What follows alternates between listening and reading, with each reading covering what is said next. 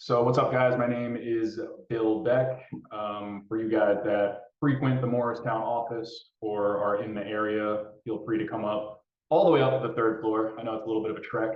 I've actually been working from home the last couple of weeks. As maybe some of you heard the banter, I hurt my knee, so it's difficult to get up there, and even more difficult to get up there when your knee's sprained. But feel free to pop in. I'm always interested in saying hi to people, meeting new people, networking, maybe helping you think through a current, client or deal situation. Always happy to share knowledge and experience. Also hoping that, this is the first of many sessions for the remainder of the year.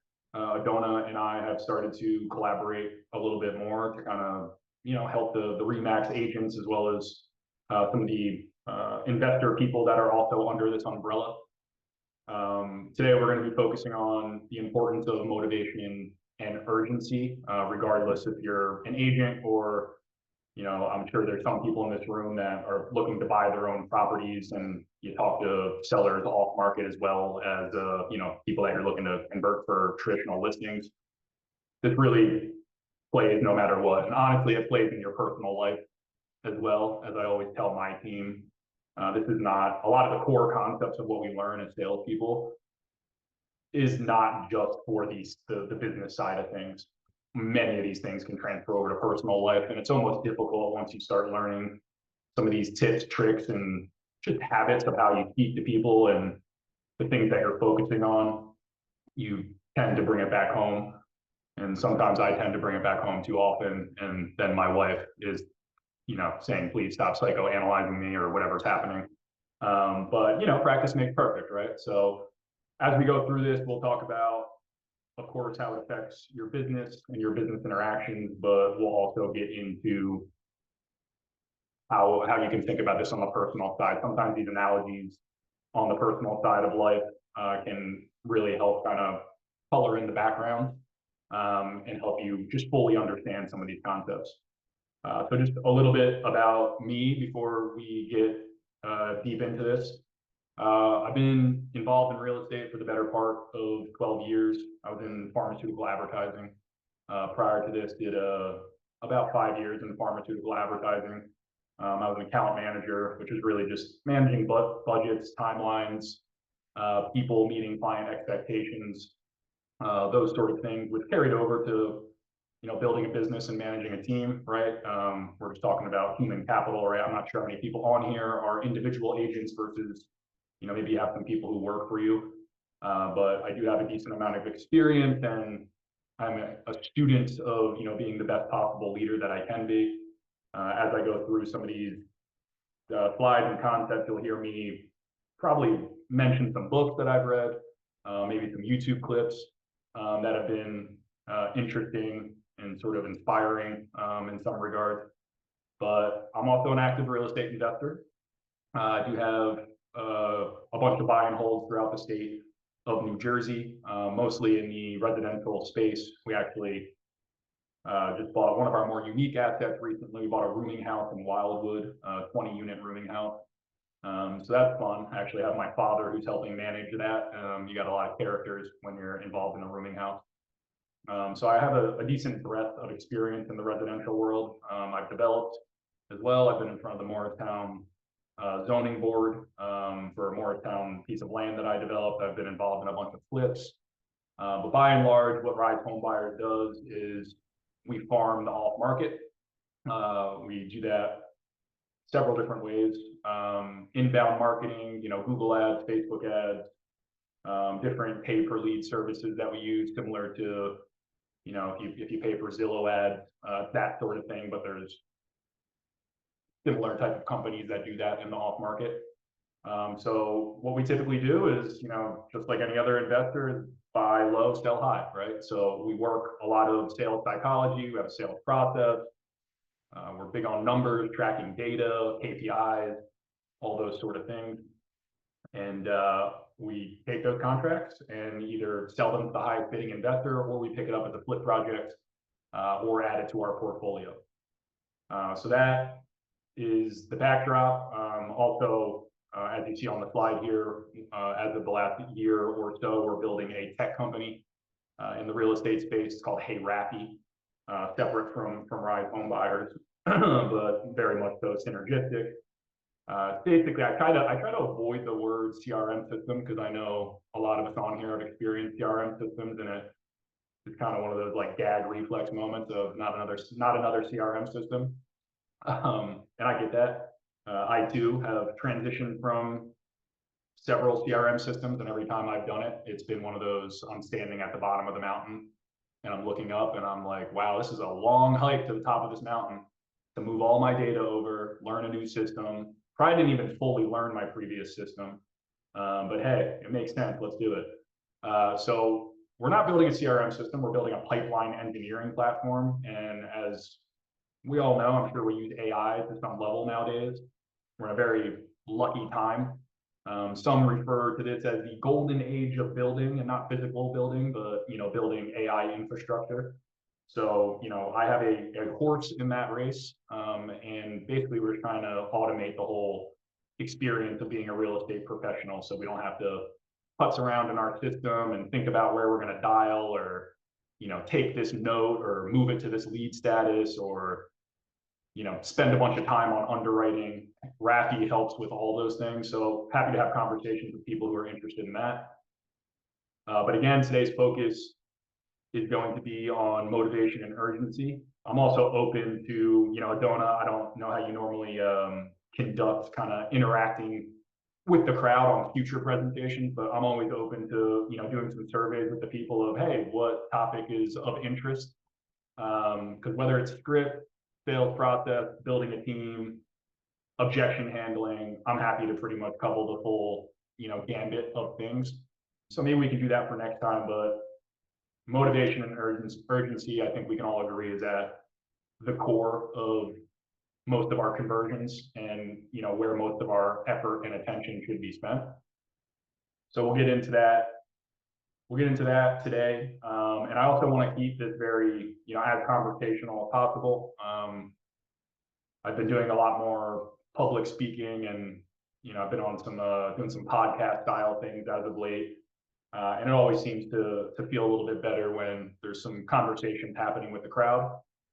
With that being said, as more people are jumping on here, if we could all stay on mute until a question does arise, or maybe you can pop your question in the chat, and as we move in between slides, we can hit some questions as people have some questions. So without further ado here, let's jump into motivation and urgency. And I'll start with my first question to the crowd. Why do you guys feel like motivation is important? What is uncovering motivation doing for you? Because it's doing a multitude of things. And I'm just curious what people's experience is with it, with uncovering motivation, and what it's done to just help increase their conversions, etc. I'll be patient. I will also tell you guys I'm a big fan of long, awkward silences. It's one of my more favorite things that I enjoy, especially when I'm on the phone call with sellers. You ask an impact question, and then we all have that tendency to not want to wait longer than like a half beat, especially us New Jersey people. We're always like, go, go, go. We need to fill, every rhythm beat with a word or a question or a thought. And that is quite the opposite of, what the sales psychology should be. After you ask like a strong question, it's just shut up, right? Shut up for a few seconds and let that marinate. So again, I'll rephrase it. Why is motivation important to you guys? Someone hit me with a question, a comment. Let's get this ball rolling. I think motivation is important because that's really your client or the seller's reason why. Yeah, without true motivation, you don't know if they're really ready to make that move. So you want to make sure that they're ready to make the decision, they're ready to sell, they're ready to buy, whatever it is. Without having that motivation, there's not much to go off of. Nice. One could argue it's the strongest leverage point that we have available to us in any call. Some people I feel like they get stuck in the, when they're trying to protect their time, they're trying to figure out, well, does this person have realistic expectations? and we get caught into that shiny object of, well, their price is unrealistic, so I'm going to move on from this. And I would argue that as you're going through your script or whatever your process is, that you didn't put your best foot forward if you just based everything off of price, right? The better you understand someone's motivation, it's probably closer to what their emotional state is as opposed to what they're logically thinking. Both things are important, but there's a lot of good literature out there that will tell you that people make their bigger decisions in life based off emotions and not necessarily logic. So when we get stuck talking about numbers, you force the logical brain to start firing. When we start trying to focus on motivation, we're getting into the emotional state. And that emotional state ends up becoming your biggest leverage point of not just thinking about conversion, but also thinking about how do I protect my time. So those are the main things. And first recommendation I'll make to you guys outside of what's in this slideshow, we will actually be sending you guys a little package after this session is done. I don't believe Adona sent this already. If you did, it might be double sent. I did. But, you did not. Okay. So yeah, we have a few documents. I'll include the slide deck here. We have ideal customer profiles we'll be sending. We have impact questions, and we have a few different YouTube links that are just strong resources for motivation and just some sales psychology. And I don't, now that I'm thinking about it, I don't think we added this one in there, but if anyone's familiar with Simon Sinek, he is a strong influencer out there on why is so important and motivation is so important.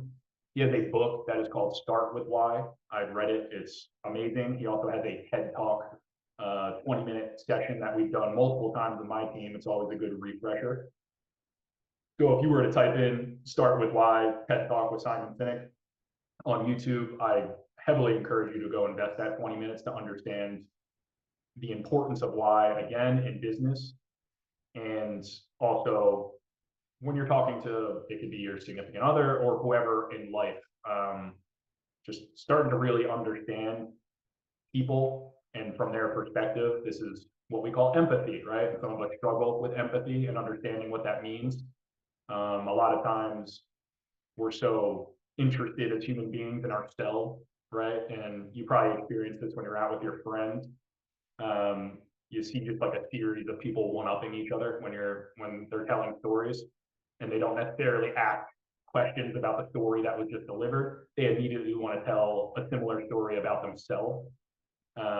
So motivation kind of hits on that same concept is, put yourself in the other person's shoes and understand them as opposed to you just trying to drive at your goal of, I want a listing, I want commission percentage points, and I'm driven by money, money, money. We all want money. Money is the conduit to whatever success is for us, right? And whatever that definition is for you. We all have different motivations, right, as to why we're doing this. But super important, empathy, understanding someone's motivation, not allowing yourself to have premeditated, responses, and actually having active ears when you're having these conversations. We've all been guilty of this. I've been guilty of it. We have certain friends that you can almost predict it's going to happen. You watch someone do, like a long, thoughtful sort of comment, and the other person already knew what they were going to say within the first 3 seconds of that person speaking. And it's like, well, the most important part of what they said was actually at the end of that sentence. And you decided that selfishly, I already knew what I was going to say because you shut down your ears, right? So it's a very big concept, just sales process-wise, but certainly for motivation, we have to keep our ears open all the time, and we have to listen for, all the sorts of breadcrumbs that are out there. But we have to put different values on the breadcrumbs that we're hearing. So the biggest value, again, I would argue, is anything that has to do with the true reason that they are selling. And a lot of times, the first breadcrumb that you hear is just the first level of that motivation. Motivation typically runs, 2, 3, 4, 5 levels deep. And that is what our job is, right? As salespeople, like our job is to try to drill down to that fifth level. And some of my team members are on here and they know I talk about motivation as the motivation playground when we're going through our sales process and we're going through our sales, our call reviews that we do. Almost every time, one comment I will make as I'm listening to call reviews is you didn't go deep enough. You didn't swing around on the monkey bars on the motivation playground long enough. You decided to move off that and you wanted to get to, are there any other influencers? What's your ballpark price? All these other questions that are really lower hanging fruit, and it's easier to get those answers. And that's part of the reason that we jump to some of that stuff. We jump to some of that stuff because it's easier, but easier is not necessarily what is going to get you your best conversion. So motivation, very, very important for leveraging and helping kind of just frame your whole presentation. It also helps you get a better feel of just what their urgency is. Is that motivation screaming they need to sell in the next 50 days? Is it, some of that softer motivation of, we're just moving out of town. Like, you're moving out of town. Like, what does that mean exactly? Because you really want to drill down to the true why. Because we all want to deal with people that are ready to go, right? It does not mean that there's not other people who are maybe going to be selling in 90 days plus that you still want in your pipeline, and you still, the fortunes and the follow-up type of concept. But you want to be spending 80% of your time on the people who are ready now, and the rest of that percentage is on your prospecting. Encourage all you guys, if you don't already have not just a script, but a playbook. And what I mean by playbook is just okay, I start my day and I start calling at level A, right? What is level A to you? And maybe, I can call in one of my guys here, whether, Alexis, Ryan, or whoever wants to speak. Why don't you just give quick tangent? Why don't you just give the guys an idea of what your playbook looks like on the ride side to help them understand like what a template might look like in their world? I can jump in here briefly. We, each department and essentially each member of the team have their own playbooks, and it is essentially a guide for our day. Typically starting with closest to the money, the priority in which we work, so that when we get into the office every day, we can really prioritize the order in which we're taking care of things, which constantly changes. But the playbook really keeps things focused. Mine is about 2 pages long. It's posted here and it's also posted on my desk at work. After our morning rundowns, which we handle every morning, I'm able to plug in my list of items into the order of importance based on my playbook, which definitely keeps me organized throughout the day. I can also fall victim to wanting to take care of some of the easier things, but my playbook tells me otherwise. It's generally start with closest to the money. Also, for me, it's a term that I have used before, is start with suck. So the things that are a little more daunting, the bigger ticket items, the things that are going to net the highest results, are automatically pushed to the top of that list. But that playbook really guides my day and how to prioritize the items that I have on my list, which are ever changing. Sometimes things will slip from one day to the other and may potentially get rearranged based on that playbook, but it gives me a full top to bottom of almost everything that I do in my job. And that way I can plug in my to-do list into that playbook to make sure that I'm hitting the essentials first, and at the bottom of my playbook is something that may be able to slip into the next day. But it's really that priority order of what is closest to the money, what are the most important tasks on my list for that day. Thanks, Ryan. So Ryan manages our transaction coordination department and dispositions department. Perhaps some of you people have run into either Nick or Nick. Sorry if they've hit you with a ringless voicemail or agitated you to some degree. They're just doing their best to do their job, but, and it's part of their playbook. But that's probably the best question to ask. You guys can do a whole session on playbook and sales process, but I don't want to go too much deeper into this tangent. So I'll just leave you guys with the self-reflection question of what is closest to the money, right? If you ask yourself no other question when you start your day, what is closest to the money? And the other good little nugget that Ryan mentioned there is typically what's closest to the money is the thing that you might not want to do, right? Maybe it's been on your back burner for the last 48 hours, week, 2 months, whatever it is. Sometimes the boring stuff too is the more important stuff. Creating a playbook, not the most exciting thing I've ever done in my life, but important, vital to the business, whether you're a team or an individual person, because you want to make an agreement with yourself that I'm going to follow this thing. But let's kick it back over to motivation. So framing up your presentation, understanding the person, understanding what their true driving factors are, what their goals are. This all might change the way that you're interacting with them, your frequency of interaction, where you're putting them on your playbook can largely be determined by what level of motivation and urgency a person has. And also, the biggest thing that we haven't focused too much on is protecting your time.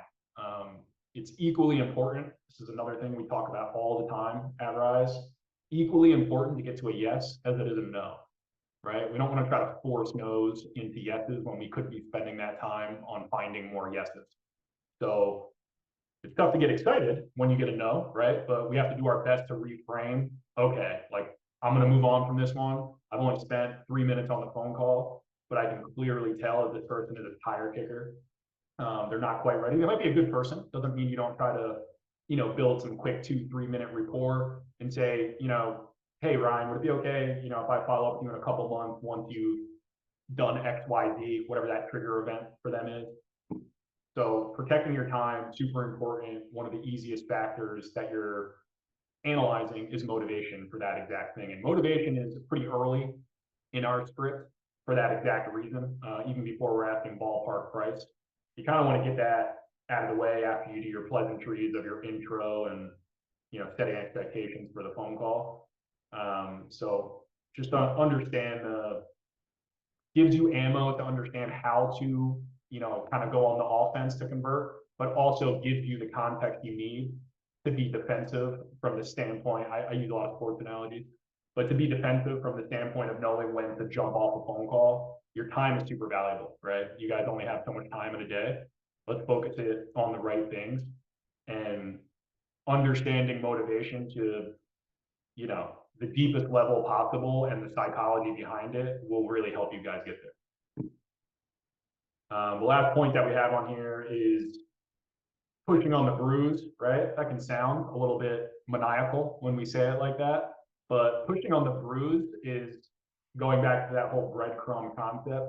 When we have a breadcrumb that's released and you hear them mention something, right? It could be like some sort of vague line where you're like, it sounds like there's a little bit more behind it.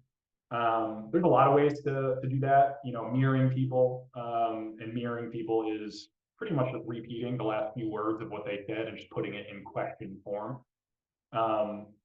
Or it could be asking an impact question. We'll get to impact questions a little bit later about whatever that breadcrumb was that felt like a bruise, but you're really just trying to get them to open up about that thing to help them, better realize what their actual goal is. You're not pushing on the bruise just for them to say like, hey, stop pushing on the bruise, that sucks. It's, let's get that out in the open, because that is likely the biggest driving factor of their whole decision.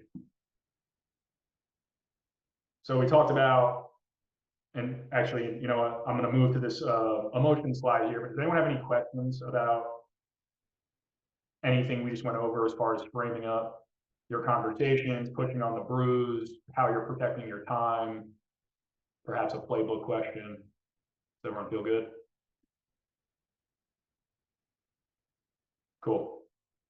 All right, so let's jump into the emotional aspect of it. And like I said before, the bigger decisions in life, and you guys can all, as I'm talking through this, you can think to yourself, I'm sure you've had a lot of big decisions in your life, whether it's been moving jobs, buying a car, selling a home, the more obvious ones of who you're going to decide to spend your life with. Typically, the bigger decisions are emotionally influenced. And that is why the big time marketers out there for, Apple and all the big companies, they get paid a lot of money because they figure out how to pull on your emotional heartstrings when they're putting their advertising out. They don't just logically say, when Apple came out with their iPod, it wasn't just, hey, I have the ability to give you 1,000 songs, right? It was like, I think at the time it was like, put 100 songs in your pocket or whatever their advertising was. And fun fact about that, they actually were not the first person to come up with the iPod design, but they were the first person to come up with the sort of sexy marketing material that blew up their business, right? And that was because they did a better job of getting at people's emotions and getting at their why. So all of the Fortune 500 companies and any company out there, if they have solid marketers in the room, they're not just trying to figure out like how to logically speak to people. They're trying to figure out how to draw emotion out of people. And you see some of the examples that we have here, right? A lot of times people, when they're buying a home, we're in real estate, right? So let's talk about homes first. But when they're buying a home, it's a lot of emotional feeling that's going on of the area, right? A husband, wife, driving through an area. Of course, price is important, right? I'm not going to sit here and say, I emotionally want this $1 million house, but I'm only approved for 500K. Okay, like, within reason, they're looking for the school, the vibe, the feel of the neighborhood. It's a lot of feel before they start considering, okay, where am I going to be? Like, which neighborhood of this town? Where's my budget allowing me to go? But we've all experienced the kind of husband and wife back and forth, or significant partners back and forth, and some of the things that they're talking about. A lot of the bigger decisions are made off of that emotional type of feel, and it extends past buying homes, right? It can go into any one of these examples that you see here, wedding venue.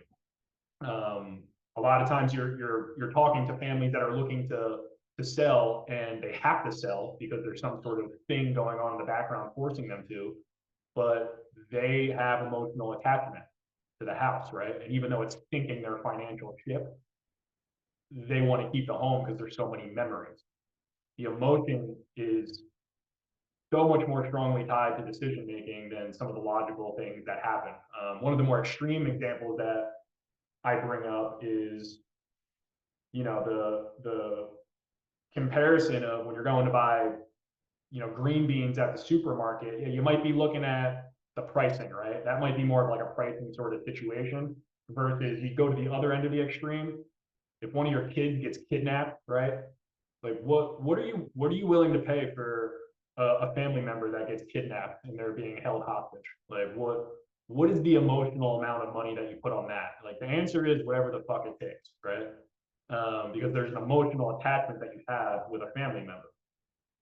So emotions are huge. Does not mean that logic does not, play its toll when we're, having some of these conversations. It's just there's a weight to these things. Emotion has a higher weight of decision making. And listen, we could do a whole presentation on personality types and people that we're dealing with. Sometimes you're dealing with, the nerd of the year, right? He's super analytical, and he's all about just like numbers, and the guy's, borderline rocket scientist or whatever's going on. Okay, maybe that conversation starts to trend a little bit more towards the logical side of the brain. I'm sure we've all heard, the idea of love languages. There's also what I refer to as rapport languages. So understand rapport languages and people that you're dealing with, and how you play on that. Adona, do you have something you wanted to jump in? Bill, there's a question. It says you talked about motivation and the why. What do you think are the most critical questions to ask? That's a very good question. We're actually going to get to a slide where we're going to talk about how to kind of draw out motivation, and I'm going to get to that. I see where we're at time-wise, 11:36. So here we are. Next slide. How do we uncover motivation? Here's the framework that my team uses. We have a bunch of different acronyms that we use. STIP is one of those acronyms. So situation, impact, picture perfect scenario. So, and again, I have one of the documents that we'll be sending you as a takeaway is going to be impact questions. So we'll make sure we get those impact questions over to you guys, and we'll talk about some of them here today.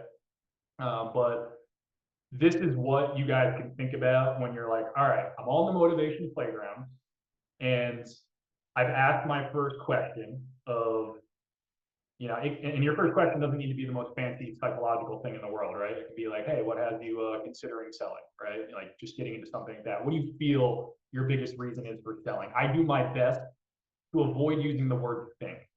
It's easy to say think, and it's also easy to use the word why. And I know we're talking about uncovering people's why, but think about why in every other context when it's used. I always talk about how why feels a little weaponized, because a lot of times when people are saying why, it's almost like this, you know, they're cutting into you sort of thing. And it always depends on tonality. Tonality is a huge, huge thing whenever we're going through our process with someone.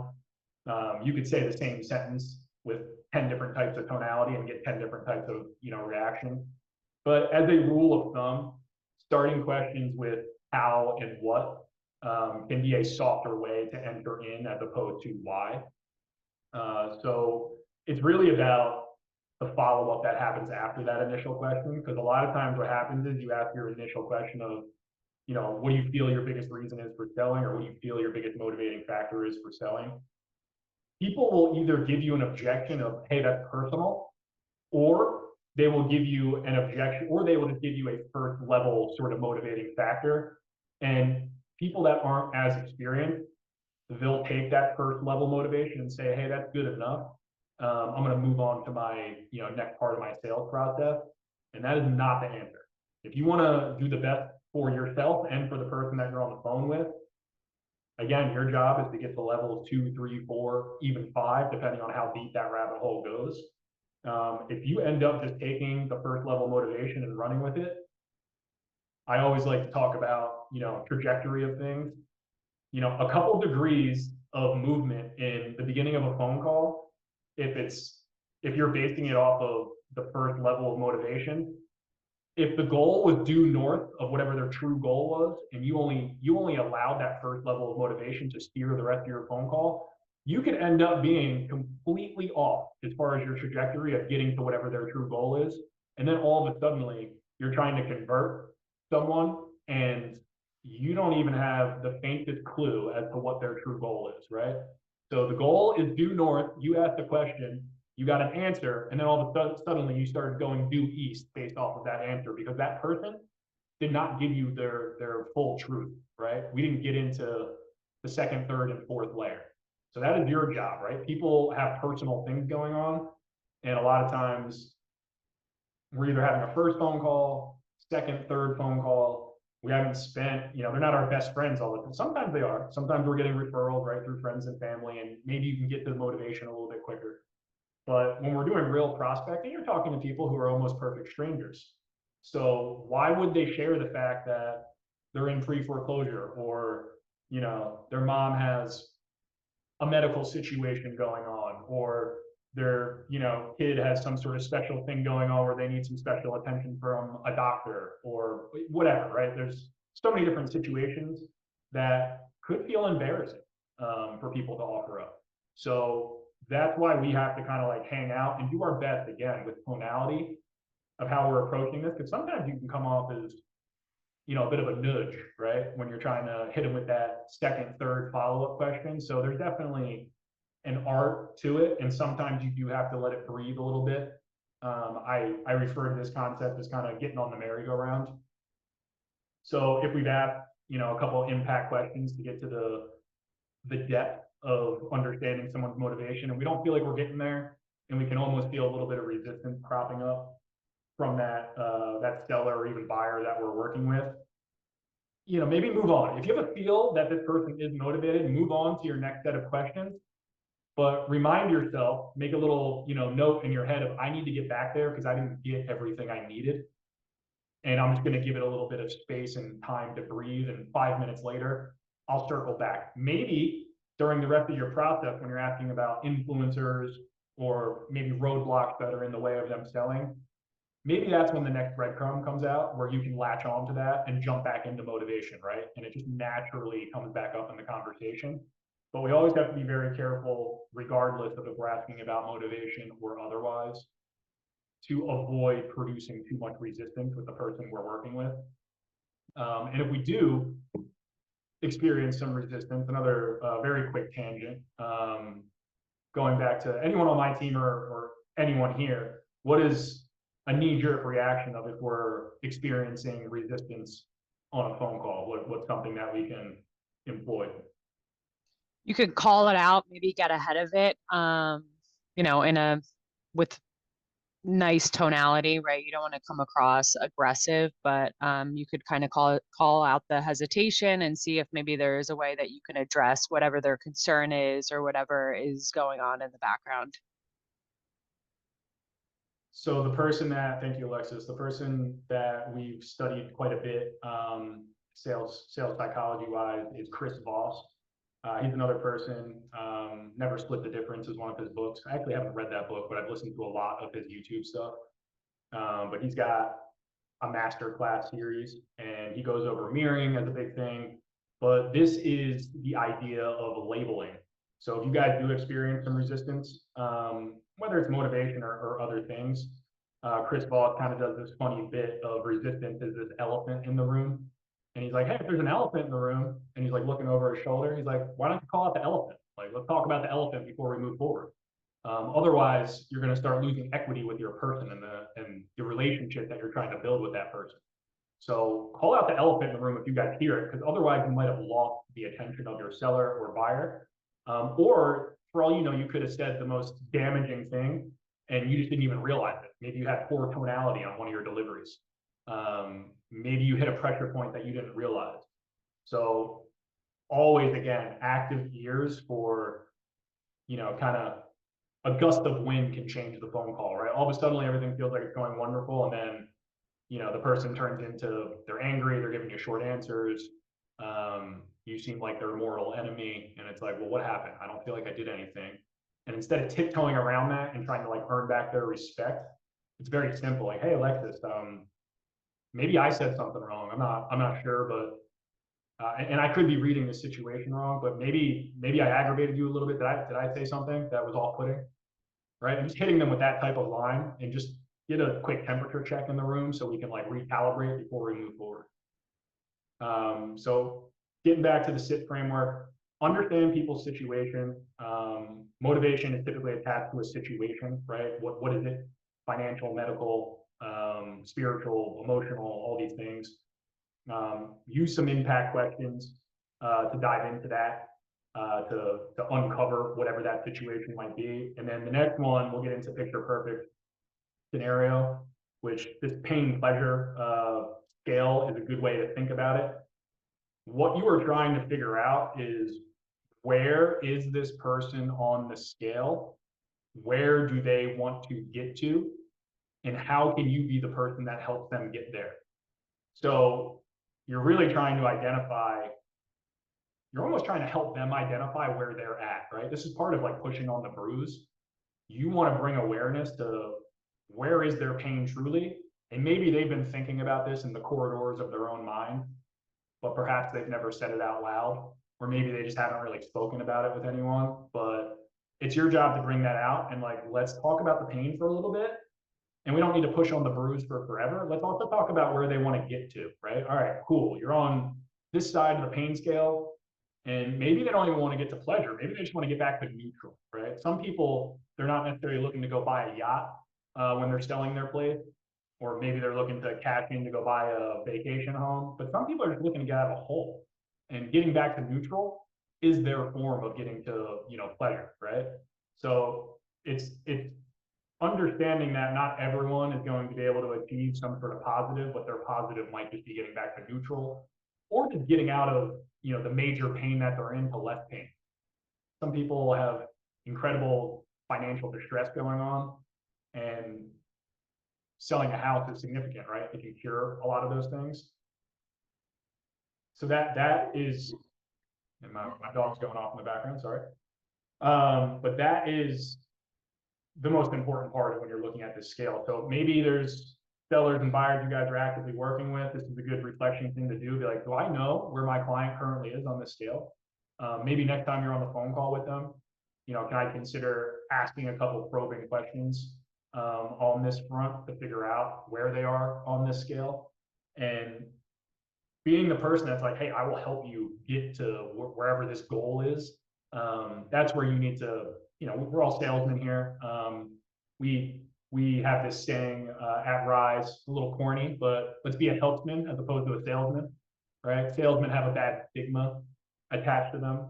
If you're trying to be a helpsman, that's a little bit more of the whole, you know, empathy. You know, I'm on the same side as you, right? We're trying to get this done together, that type of mentality.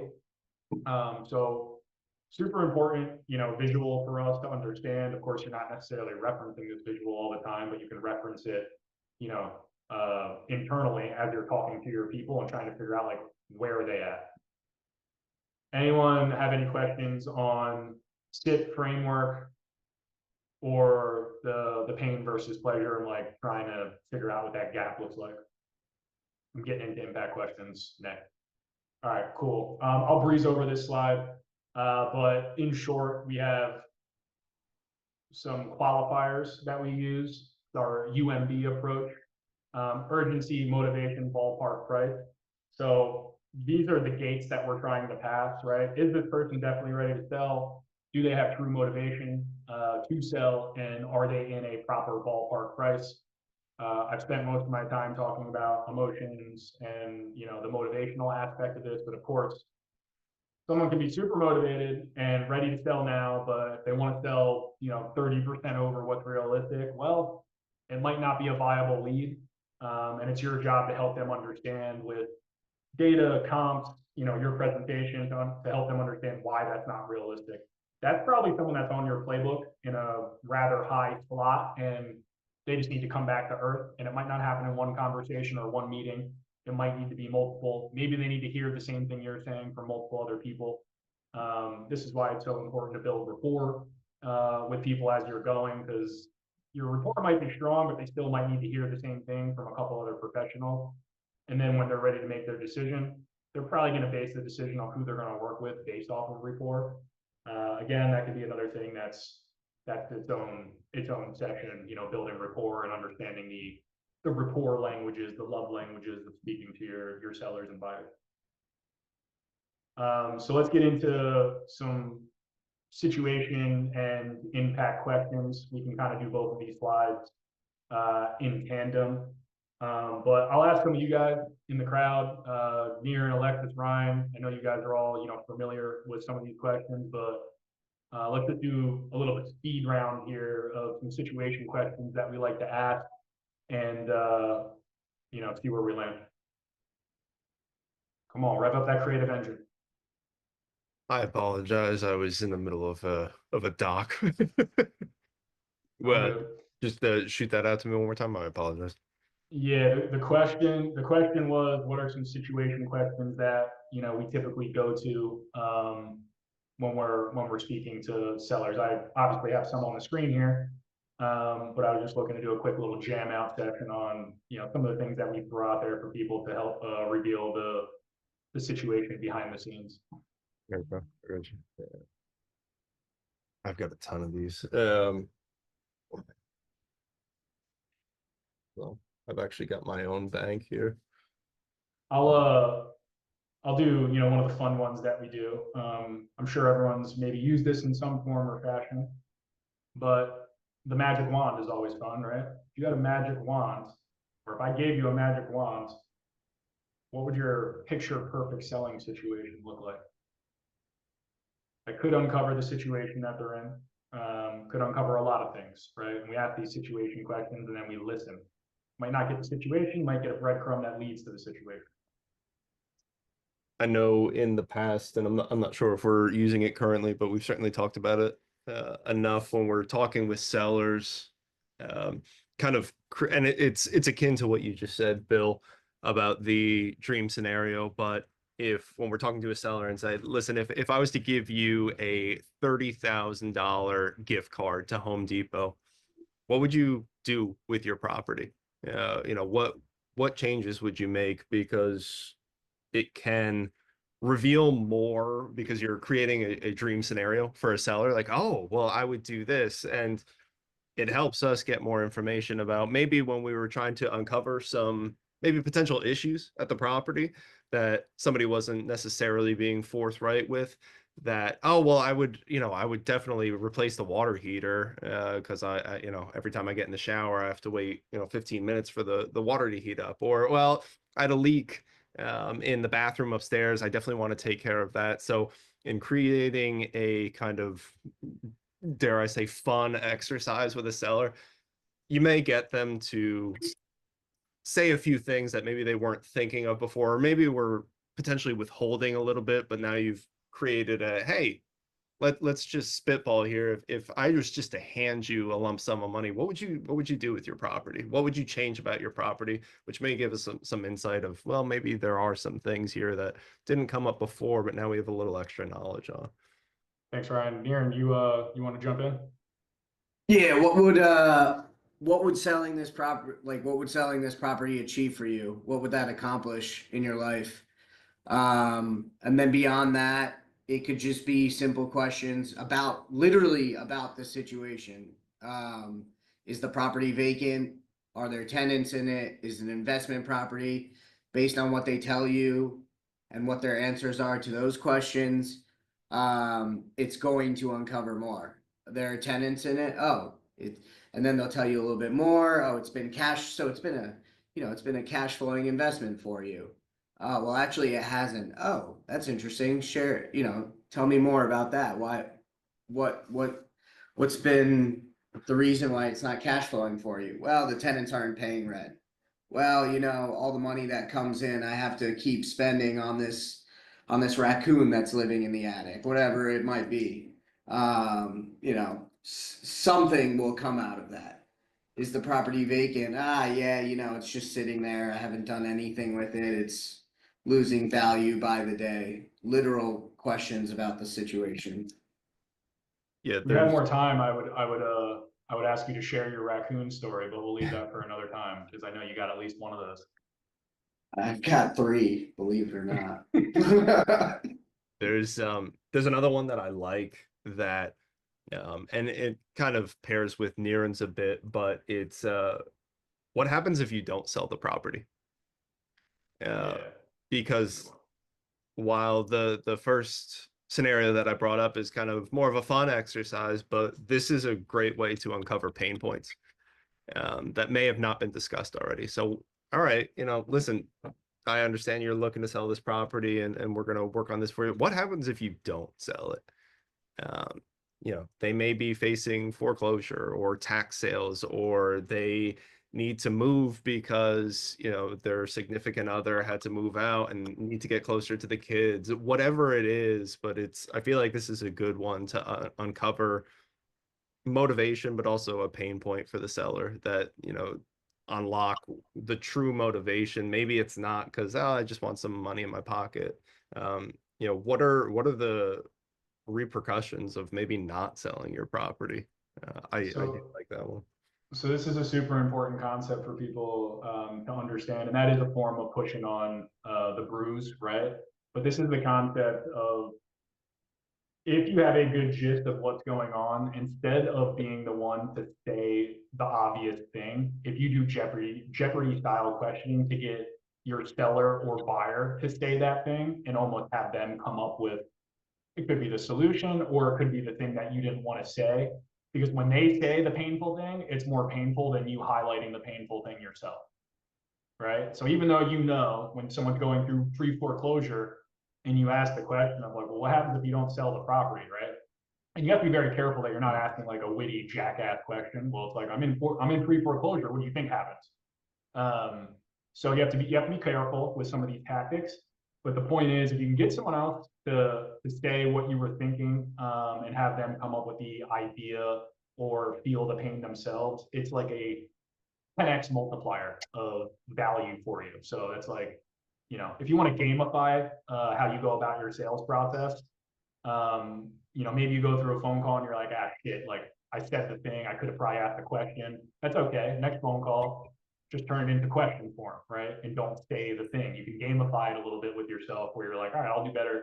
I'll do better on this follow-up phone call. And also something I just learned in a workshop that I was in, and I sort of understood this concept, but people are much more impacted by avoiding loss than they are gaining gain, right? Or getting something positive. So everyone always wants to avoid losing money as opposed to, I have an opportunity to go make $100. Like I'd rather not lose $100 than make $100 every day of the week. That's just how human psychology works.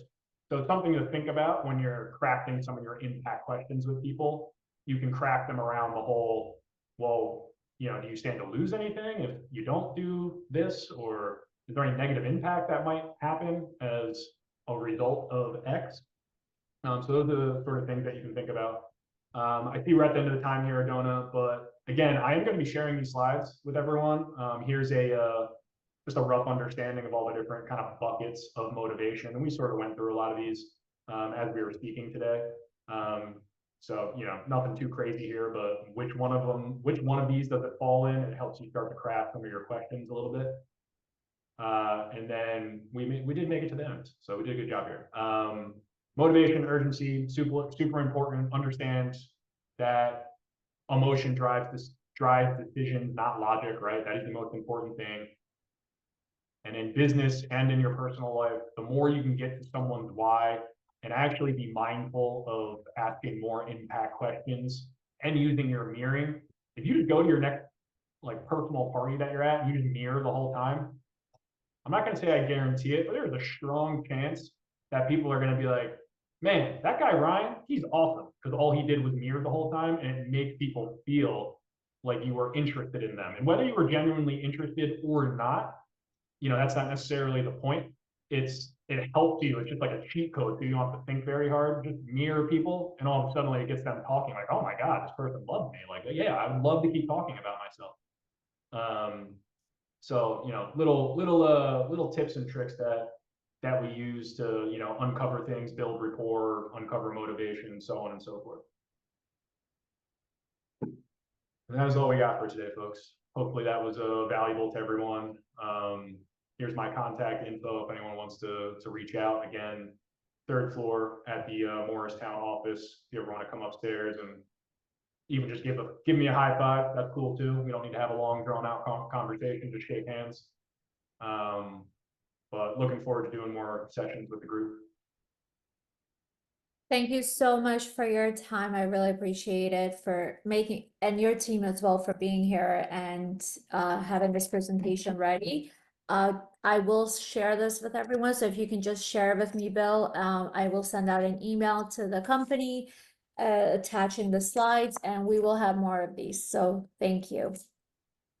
Awesome. Yeah, I'll get that email over to you with the other takeaway PDFs as well that people can, you know, reference ideal customer profile and impact questions. But yeah, I had fun. Look forward to doing it again. Adona, you and I will talk about, you know, what the topic of the next section looks like. And also, if people want to reach out and tell me that, you know, this sucked, or hey, you could do better on X, Y, Z, I'm always open to critical feedback. You will not hurt my feelings, I promise you. And I would really appreciate that type of feedback. So look forward to seeing you guys again. Awesome. Have a great day, everyone. All right, take care.